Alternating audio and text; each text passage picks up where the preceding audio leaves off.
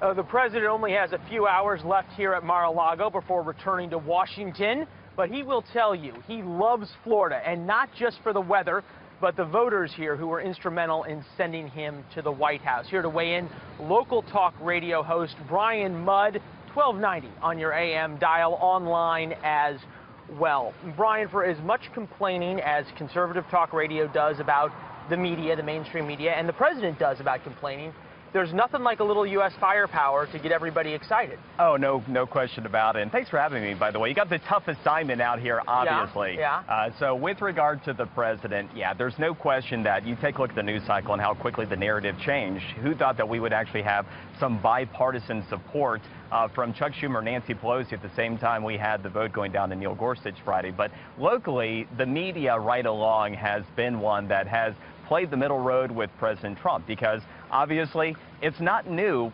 Donald Trump being in Palm Beach County. He's been a prominent figure for over 30 years here. He just tends to come with a motorcade and you guys and a lot of added attention these days. Yeah, we had a little issue with parking here along this causeway. The residents just don't love the media invasion. Shocking.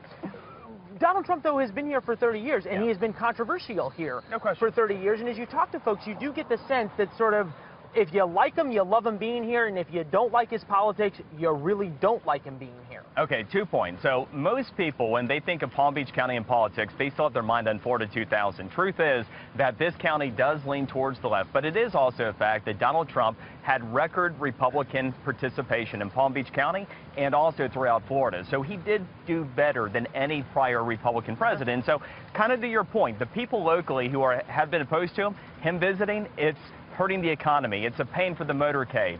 For the folks who supported him, it's even a positive inconvenience. They take the pictures. For tourism dollars. Yours for tourism, which is huge, because U.S. dollar index, real quick on this, it's important. Our domestic tourism increased in Florida by 7% last year, but international tourism was down because of the economic problems in Europe and the strength of the U.S. dollar.